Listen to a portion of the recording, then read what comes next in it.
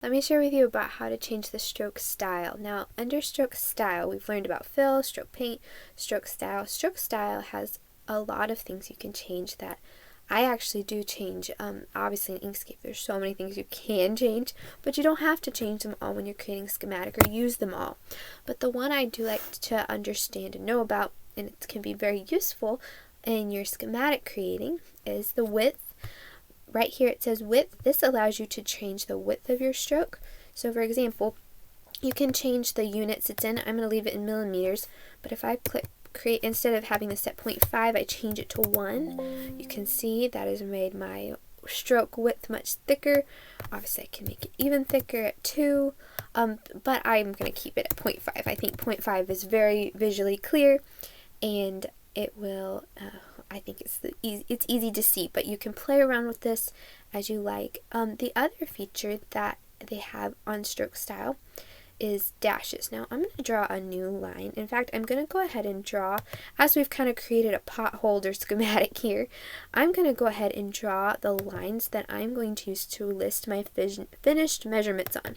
So I'm going to mark these lines where I'm going to be putting those finished measurements.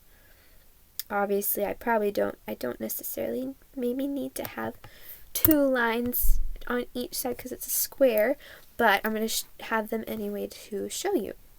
So I have this one line here. Let me grab this one line. I have this one line now that I'm going to put my finished measurements on, but let me show you how you can dash this line if you want, or any other line or stroke in your schematic you've drawn. So that's what it looks like on one of their dashed options. Oops, let me grab it again. There's so many different options in here, and you can even customize it. Those are very far apart little dashes, but it really just shows you how much you can be creative and customized. I usually like to leave my lines on straight. And then the one other feature that Inkscape has on the stroke style are adding markers. And it is on, that's why I drew these lines that I'm going to put my finished measurements on, because that is where I like to use markers. So when I have a line like this that I'm going to write on top or type out my finished measurements in inches and centimeters for those who will follow the pattern, I like to have markers on the end, and you can see here there are so many different options. I like to just use this little point on the beginning and on the end. And you can see now, let me click off, I have these points, and I just really like them. I think it is very clear. It shows that the measurements have a beginning and an ending, and I just really think they're visually very clear. And again, you can be creative. Your schematic just needs to communicate visually the appearance that the knitting pattern's going to, of the item the knitting pattern's going to create. And but other than that, there's so many ways you can be creative. So hopefully that just gave you an overview of numerous tools, most of the tools you will need to create a schematic. Come over to the left side of the screen here, and I'm going to click where it says create circles, ellipses, and arcs. And I'm going to click that. And to create this circular shape for marking measurements that are circumferences, I will click a point on my grid. And obviously if I have a schematic here, I am going to have a certain place where I'm putting this shape. And then I'm going to drag out to create a circle. You can obviously create a circle, an ellipse. And this is the shape that I use right here to mark leg circumferences on a sock. I will mark a bust circumference on a sweater. This is the shape that I will use for that marking that measurement. And just like a line, I can adjust the fill and stroke. So same as a line, you can change the fill color. You can fill that in. Obviously we're not going to do that. You can obviously change the color of the stroke paint, and then you can change stroke style. So you can make it thicker, you can make it thinner, and basically play around with it for however you want to create this shape to mark your measurements. So I hope that's helpful to you.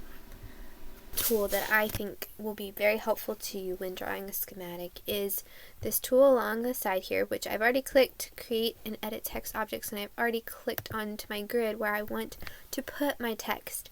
Now on a schematic, I'm usually using this text to put my finished measurements on. So for this little pot holder we've ended up drawing, this finished measurement along this side is going to be 12 inches, and that in centimeters would be 30.5 centimeters. Now, I'm going to come up here and grab this. So if you can see, we have a text here, but usually there's a very likely chance you're going to want to edit your text. So if you come up along the top of the screen here and you click text and you come down to text and font, you can see that right now it's Times New Roman font.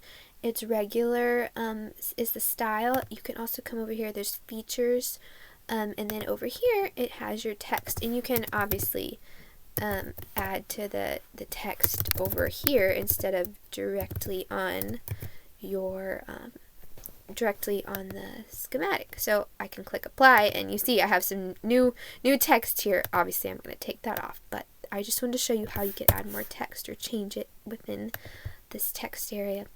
The most important thing to think about when you choose the font for your schematic, finished measurements, or whatever else you're choosing to put, if you're putting writing, for instance, maybe you're labeling things like, oh, this is the sleeve, maybe you're actually going to name things or put the name of the pattern on it, to pick a font that's visually easy to read for almost anyone who would follow your pattern. And for me, there is Times New Roman. I mean, there's all your basic ones in here, but Arial is one that a lot of people can visually follow very well. It's very clear. Let me zoom up a little bit to show you. Let's go zoom in a little bit, and then we'll play around with the font, and so you can get a good visual. There we go. So here's our font. Our font right now is on Arial, and then you can obviously change around and do lots of different fonts, but that doesn't necessarily mean it's going to be very visually look very easy to follow. So for instance, this Bell MT is not very clear. It's got curves. It's just really hard to read. But if you come up to Arial and we apply that, it's very clear here, and we're making sure it's on regular and nothing italicized. One thing I want to share with you about the text, adding text, changing the appearance of the text in Inkscape, is that there are ways beyond the font and features and text in this menu over here to changing the appearance of the text. And I've made this by mistake. I did not know that before, and there was actually something visually going on with my text before. It looked very bold when it was over here set to regular, and I couldn't figure out why. Let me show you the other place where you can change the text, and this is important to check.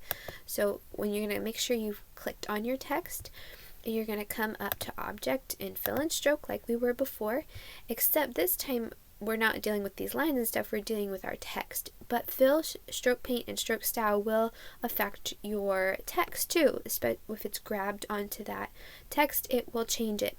And it's important to make sure that the color of your text is flat. For me, I've got that on black. And then I go to stroke paint, and it's very important to make that sure that the stroke paint is on black.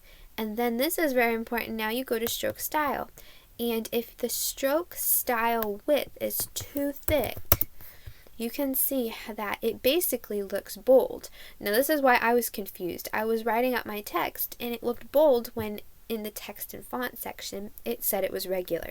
The problem was I hadn't adjusted my width. So I like to come in here, and I think 0.25 millimeters is a very let me click off, clear, easy to read width for the text font. It just is very clear, and I think that's something I wanted to share with you because that is very important to creating a schematic where you can actually read the finished measurements on. So that is all I want to share about adding text to your schematic in Inkscape.